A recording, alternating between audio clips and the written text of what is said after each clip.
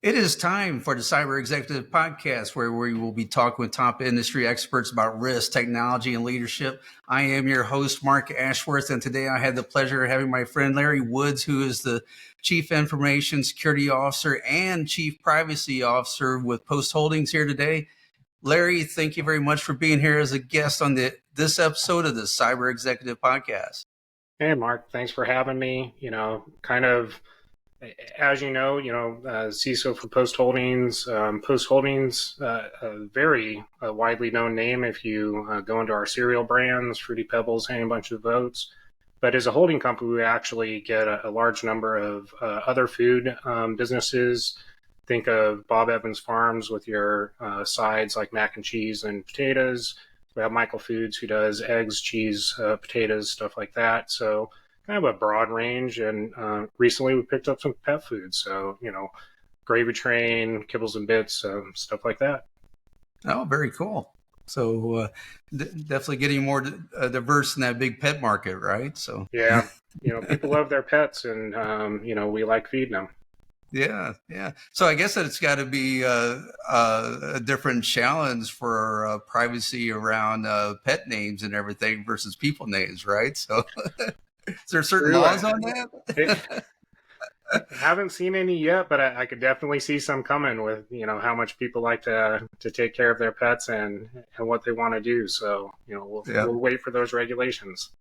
Yeah. So, as the CISO and Chief Privacy Officer, how are these two roles? How do they converge, and how much do they relate with everything that you're doing there with with Post?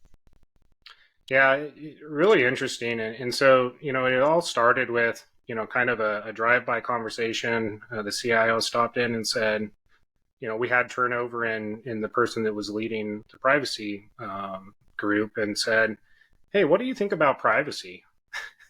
And I knew it was a leading question into, hey, what do you think about who should be, leading this, and where does it fit within the organization?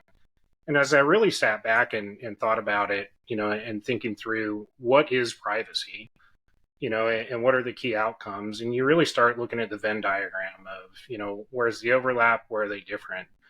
Cybersecurity, very much, on the technology focused risk management side. Privacy has kind of been on the compliance regulatory. But when you looked in the middle, it was really data protection. It's all about the data. Where's it stored?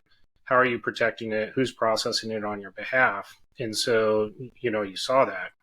What's been happening, though, over the last number of years is this, kind of draw towards the middle, which is cyber is becoming much more regulatory and compliance focused, especially for, companies in less regulated businesses like food manufacturing. As you look at privacy, you're starting to see a lot more technology and more, kind of risk management, a little subjectivity coming into what's the right thing to do and how should we do that. And so as those are, kind of the gravitational pull coming together, it really seemed like a great opportunity to look at where are the efficiencies and the synergies, where do we have common approaches, and trying to make sure that we had, kind of broad coverage, considering that we're not a personal information focused company, yet we still have those compliance obligations.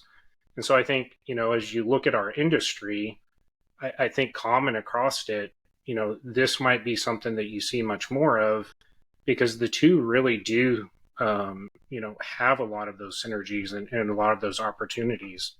When I first got, in it and started looking at, what are the core things that we need to do, you need your data map. You need to have, your inventory of where you're storing it. You need to classify that data. And then you think about on the cyber side, you have those same things. You have your data classification. You want to know your asset inventory and where your data is at. And so, we were basically storing those manually, different ways, and duplicate, and so we would do data classification efforts, and we would ask the same people twice as to what's this data, where's it stored, how are you protecting it, how sensitive is it reportable? And so just by nature of consolidating some of that, we started gaining visibility and efficiency in being able to kind of just reduce the number of touch points, but also increase the integrity of the data. Because now you have multiple people contributing to that golden record, and you're able to, really bring that golden record forward. Yeah, and with your industry, like you mentioned, you're not necessarily pulling in consumer-related data, but you still have employee data that you have to worry about for privacy-related reasons and everything. And each of those different privacy rules and breach notifications and all that other stuff changes from state to state, and where you differentiate that and the different rules and regulations with that is all different. So how are you kind of keeping up with that? You got some tips there for people that's doing that? Partner with really good people to help guide you through it. So we have a really strong external counsel that is very knowledgeable in the privacy space. And they actually are very knowledgeable in the technology space as well. And so they're able to, kind of bridge both sides of that to look at the new regulations coming down the pipeline, keep us informed on those regulations, and really help us navigate that ever-changing landscape. I think, though, there's an interesting component to what you brought up, which was kind of the reporting and, a lot of that's happening. And if you really think about the incident response process, that's a pretty critical process on the cyber side that usually has a privacy component along the journey. Because, a lot of times you're either stumbling across HR data or employee data, you're stumbling across consumer data. And so as you bring those teams closer together and considerate of each other, you start driving a much more comprehensive outcome, which is just, fantastic to be able to say, early in our incident response process, we're looking across and saying, is there the potential for, personal information or other reportable information in addition to, what we're doing in the cyber realm? And then also looking at, are we consistently reporting that to the different regulators as we think about the different regulations coming down in the cyber realm? So we've been reporting that, through the privacy side, but now as we have to start reporting on the cyber side, now we're again finding an opportunity to say, are we reporting the same thing? Is it consistent and is it comprehensive across all areas? Yeah. So as a holding company, what sort of guidance do you provide to the other companies? I'm assuming it's in like a portfolio, and or do you set the policy and they enforce it with collaboration? How does that work out? I would think that it had to be challenging, and at least in my mind, that you got this holding company up here, and then you have all these little separate companies that kind of do their own stuff, and depending on how interactive you are with them, how does that work out? Yeah, exactly. It is an interesting structure. And so, as we think about how our holding company is structured, there's kind of,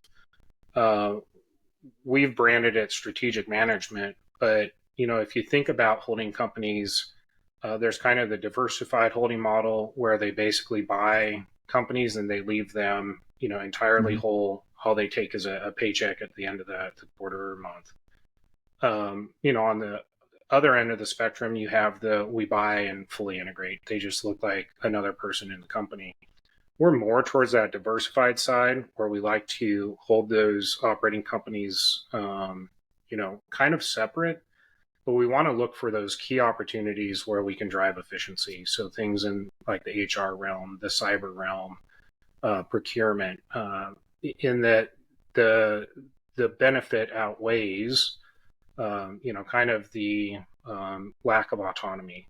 And so we really drive and stand up those businesses, everything from a divisional CEO down to desktop support, to really drive that outcome of, the EBITDA for that segment. If they're making good decisions, that means that they're going to hopefully drive better profitability. By nature of that means that they have decision-making authority. And so that's where the complexity comes in, right? if you have, 6 different business units that all have decision-making authority and you're all trying to row the boat in the same direction, that takes a lot of, conversation, collaboration, and partnership in order to get everybody rowing in the same direction. And so a lot of what we've done is really through standards, so bringing a group together of all the cyber leaders, and we sat down and we said, what is the right thing to do? And how do we basically come together and set practical standards that we can all live up to, but that we're all going to do universally? And so set that strong foundation. People can go over and above, a lot of room for improvement, but really starting with what do we have to do to have a robust cyber program, and then, really get those in place. The next component of that is through KPIs, so basically tell us what you're doing, we're going to collect as much as we can, but roll that up and say, what does the overall health of the organization look like? And then slice and dice it, and be able to demonstrate or show, back to the business units, here's where we're doing good, here's where we need some improvement, there's a little bit of gamification, right? So if you look at a list of, 6 companies and you're number 6th on that list, and it's by a little bit of a wider margin, you're probably not going to want to see that margin there for very long. And so, you can kind of bring some of that visibility, and numbers, are the best way to do that, to really drive good behavior. Great. So I'm sure with this model, there's some challenges there. Is there any particular challenges that you can talk about that, and maybe how you overcome them, or maybe take an interesting one at least and talk about, without getting too specific in your organization? I don't want you to anything along that line. So yep, the 2 most common challenges that we run into with the model is ownership and time. People naturally, and it's human behavior, they want to have ownership of their own destiny. They want to be able to control what's within their realm, and they just want to have that ability to go in and do it, when they want, how they want, and for the reasons that they want. And so, ownership's probably the more challenging, but then time, is when do you want to get it done? And so many of the challenges that we run into are, kind of getting past the ownership a little bit harder, but when you can align on, this seems like the right tool set, we need to get in, delegate rights, but this is better for the overall enterprise, we can kind of get through some of that. When you get through that and get to the what is the right thing to do conversation, and if you agree on the right thing to do, then usually we're arguing on time. People have, only finite resources that they have to be able to do projects, impart change, get stuff communicated out to their organization.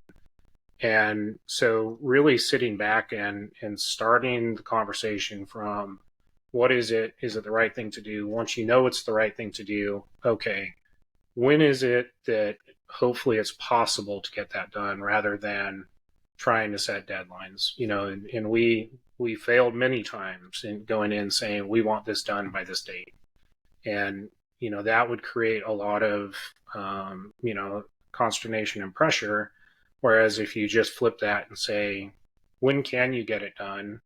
If it fits within your time frame, great. If it doesn't, then it starts a negotiation. But at least people are starting from a point of, okay, it feels like I'm part of the planning for this and part of the solution, rather than just being told what to do. The last challenge is really just inefficiency. So when you think about, this operating model, we have, full-fledged teams that are doing the same thing in 6 different places. And so, if you roll up the spend and look at that relative to other companies, you're going to see that, we have the same number of FTE as somebody of our like size. But really, if you look at the placement of those, it means that, we do have a lot of redundancy built in. And so by nature of that, we have to look for ways to create efficiency in other areas because of that, kind of redundancy that we've chosen as part of the business model. So with that, and I would assume that you have at least a pattern that's kind of been brought up over the different acquisitions and different companies as part of your portfolio to where those inefficiencies are and stuff. So when you have a merger and acquisition, is it kind of boilerplate now for you guys to kind of look into these same certain areas over and over again and say, okay, based off of past, these are areas where we know that you can look at, and then, and especially from a security or privacy or technology side of things. I'd love to say that M&A is ever boilerplate, but we do see patterns in it. But every time we've tried to build playbooks, they usually get kind of thrown out the door on the next acquisition when we say, oh, that's not going to work. What we have done is really, built an outcome checklist, which is what are the things that we know need to happen, either early on or, over the life of, those early days of an acquisition, and trying to make sure that we're accounting for those outcomes on the checklist. I think a lot of it's just order of operation, different system integration plans, TSAs with businesses just really drive a lot of, kind of difference in behavior. What I think is interesting, though, is we do talk about M&A and, kind of some of the challenges we have is really in talking to others about it. There's this common misperception, at least for, our line of business, that due diligence is a significant effort. And so a lot of people want to, kind of help us and steer us in the due diligence. We look at that a little bit less in that, we're usually buying plants and, the people to support those. And when you really think about, the integration plans that we're going to use, a lot of that is to put, our technology and our technology stacks in there, from a, financial system, IT landscape. And so we really don't care as much about, what is in the facilities, for things that are either going to be integrated into an existing business unit or that are a carve out into a business unit. For a new division, we would have a lot more rigor going into, trying to look across the stack. But that due diligence phase, is not as doesn't need to be as thorough just by nature of what we know we're getting into. Many times we just take the mantra of expect the worst, expect that there's no cybersecurity controls and that, that there's a threat actor that's living in the environment, and plan the integration around that to make sure that, we don't do anything that's going to harm our existing systems. Yeah. So you mentioned that you have, conversations with the other leaders and around best practices and those sort of things. So do you, and I guess policies and procedures and stuff. So do you discuss like best of breed systems during those acquisitions that, hey, we have this is what we do? Or do you look at maybe, hey, they got this, so let's maybe expand this on, to the rest? I'm kind of fascinated here on how that discussion would go, because you're basically, bringing in a mature department to then into another mature organization and then have everyone else in there with that. So how does that kind of work out? Yeah, it's when we're bringing in, something where technology or people have technology that they're really tied to, it makes it a little bit harder to definitely, work through those integration plans. We always like to sit down and, I think the phrase is, imitation's the greatest form of flattery. If somebody's doing something better than us, we usually try to take the opportunity to learn, figure out what they're doing. What we found, though, is, a lot of what we've been doing, especially over, we'll call it the last 5 years, is more of the carve outs and, kind of small businesses that we're folding in. And by nature of that, they're coming with either, very minimal tech stacks, especially on the cyber side, very immature tech stacks. And so we're able to then overlay what we want to put in those environments. With that, one of the things that we've been doing over the last few years is really looking at that rationalization of, how do we make it easier to both run our internal systems? So I talked briefly about kind of that inefficiency that we drive in the company and how our resources are placed. And really, taking that and figuring out how do we continue to advance our programs in a resource challenged realm. And part of that is through, kind of simplifying the tech stack. And so that simplification of the tech stack pays a lot of dividends through, just running our daily business, having less systems that we have the care and feeding for, less integrations that we have to monitor and manage, and, really getting to panes of glass where we're keeping those current, we're adopting all of that technology. As we think about how that, helps our M&A strategy, it really is through the simplification of onboarding. So if you have, less cyber tools that you have to get deployed, fully functional, tuned by nature of, being in a platform and being able to get a lot of outcomes in a very short period of time, it really helps to, kind of push in, get your quick wins, and then kind of get out of the way for the business to come in and start doing their integrations where the real value is created. And so for us, it's been a big part of, kind of shaping the future of let's try and get everything that truly has become commoditized, get that brought together so that we can simplify those outcomes and where they need to go. And then, focus better on, kind of the point solutions for technology that is emerging, that's specialized, that's really addressing next generation things that we're not prepared for.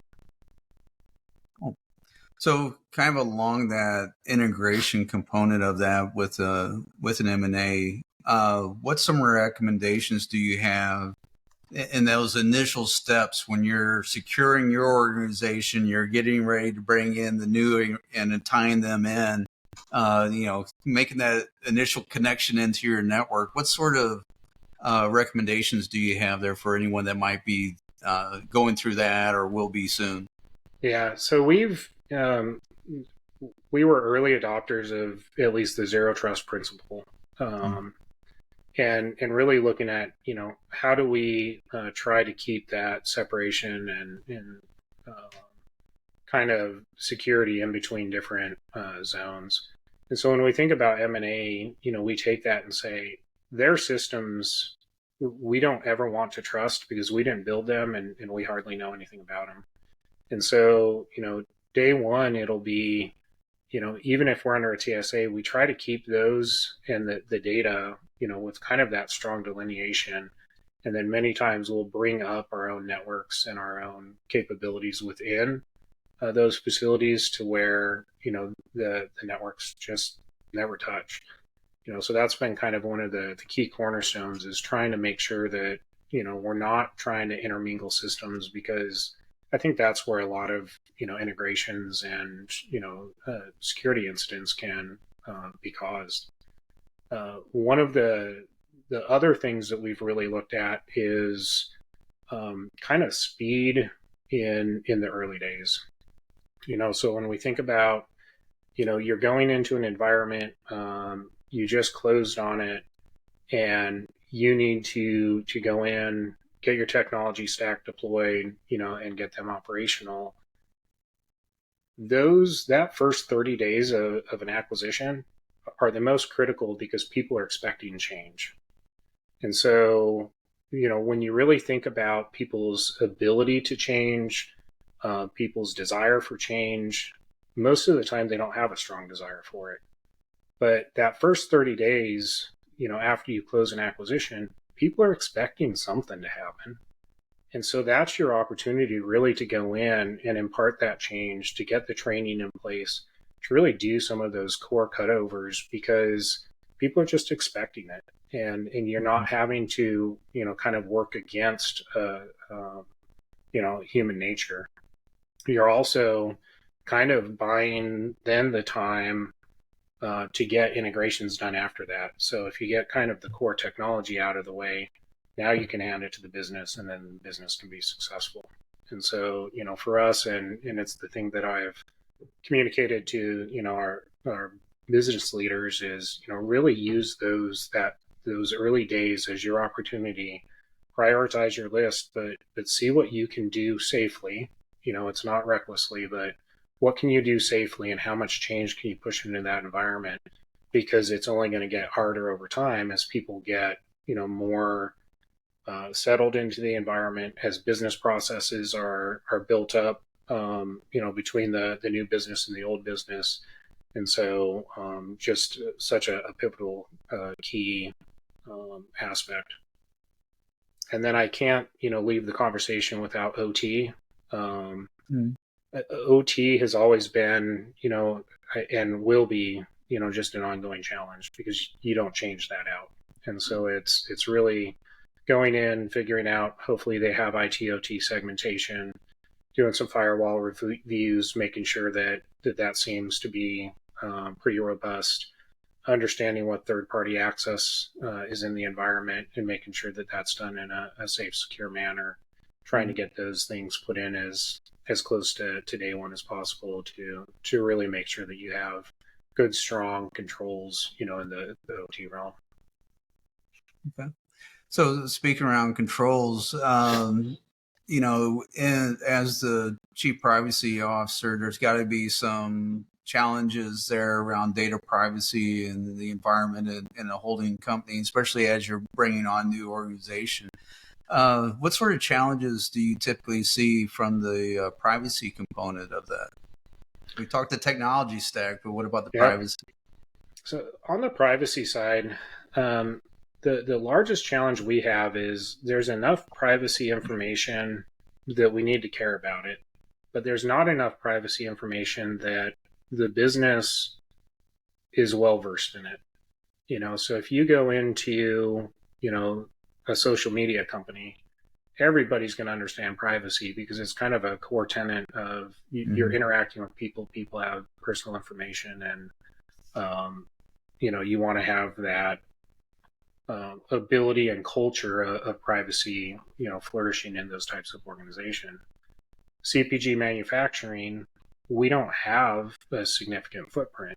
Through some of our branded businesses, we have some marketing, so we get a little bit on the consumer side, try to process that through third parties. But, really when we try to build that program and get people to contribute to it, the first step is just the language barrier. What's personal information?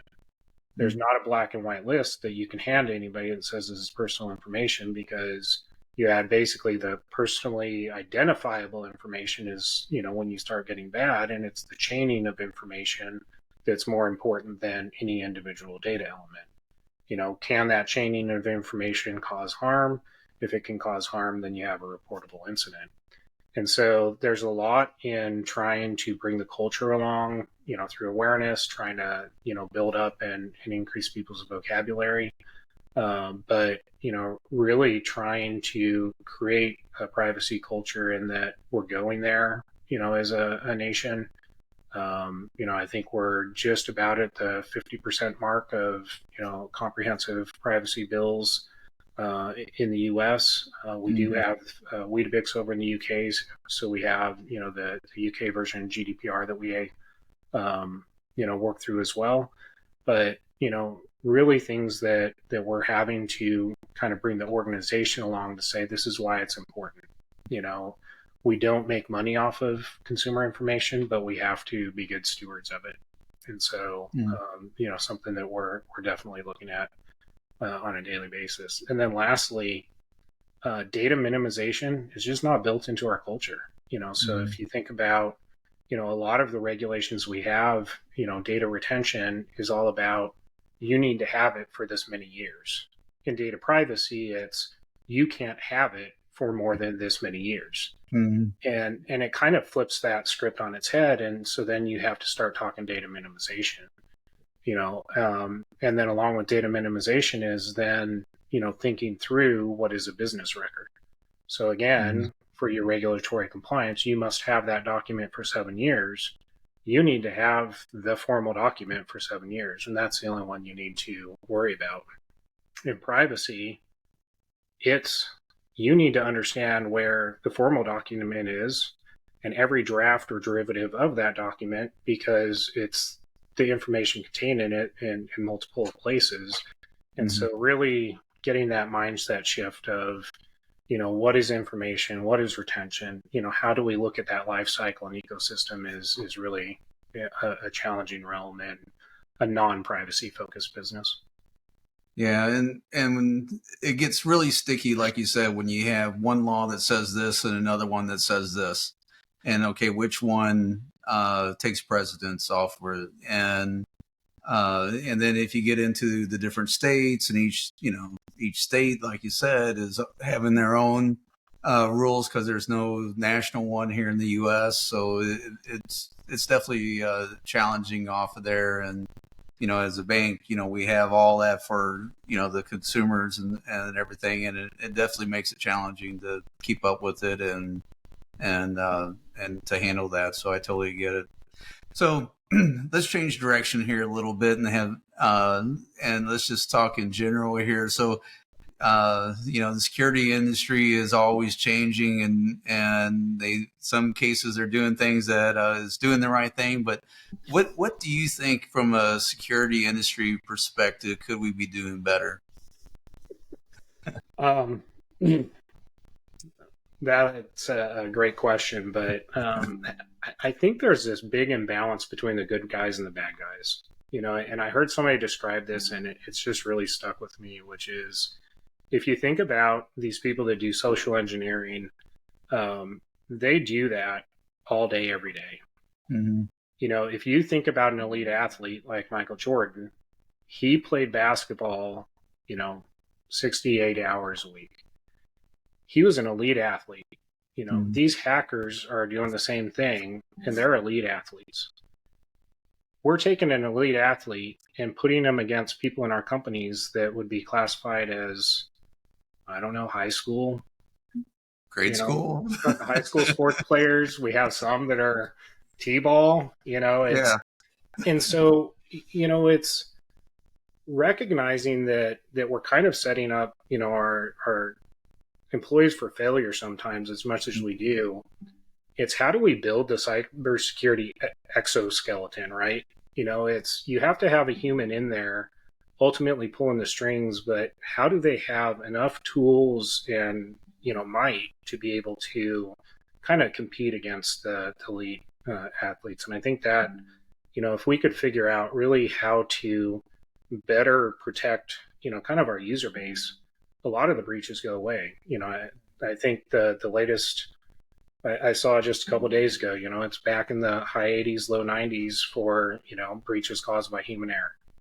And so, it's really how do we overcome that human error component, because that would drive resiliency just a long way. Yeah, and sometimes we're our own worst enemies, right? And so, we get rushed at something or overlook something or don't follow procedure, and then now all of a sudden you have and the difference there is not malicious, whereas potentially versus maybe okay, I clicked on a link and now you're letting somebody in, but that's still that same sense of urgency or too much stuff going on or just not paying attention and thinking about it. It gets people every time. So, Yeah. so what sort of things are you tired of hearing about? The latest one is just vendors coming in, giving me the pitch of if you implement my solution, then you will be able to go to the board and tell them that problem doesn't exist for us anymore. Every time I hear that, it just for some reason gets at me because I never talk about technology with the board. I talk about outcomes, resiliency, risk reduction.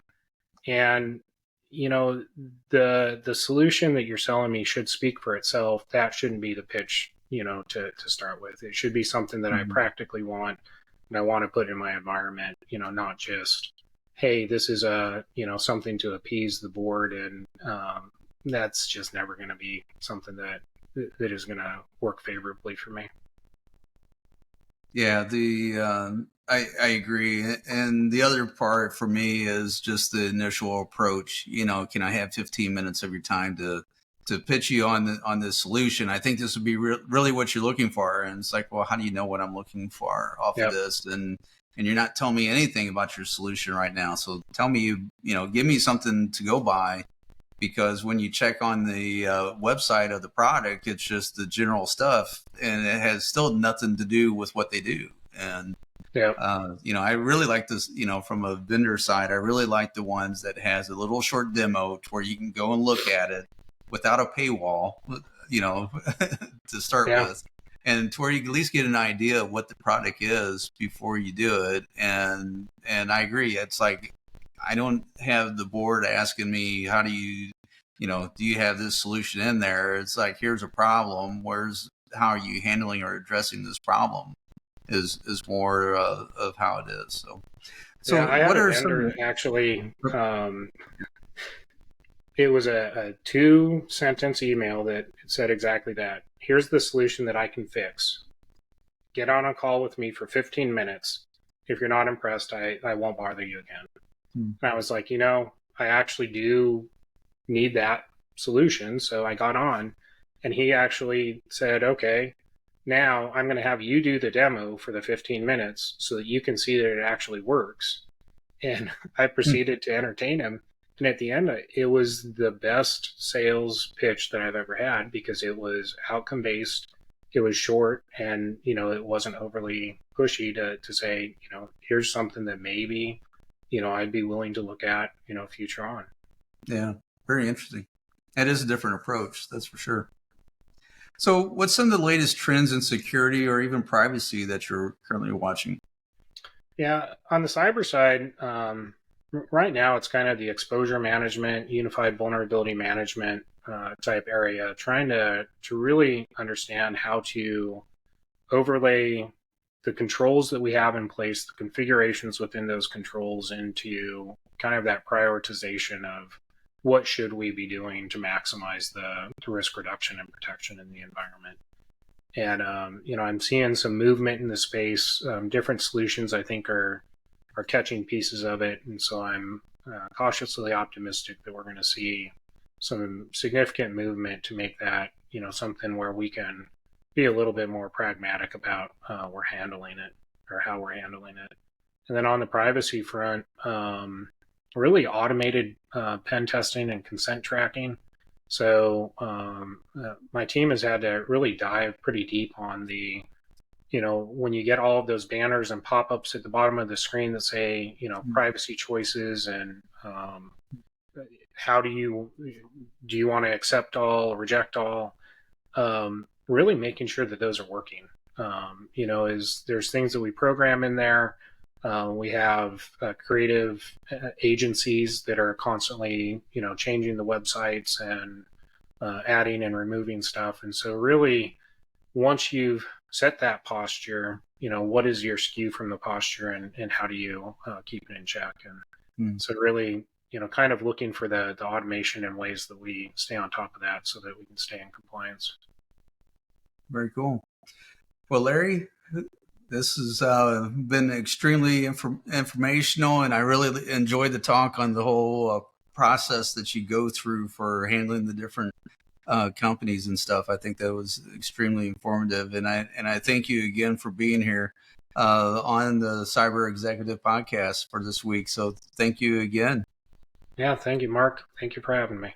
Yeah, and so for everyone else, be sure to follow or click subscribe, and give us a good rating on the podcast. And until next week, we'll see you soon. Thank you.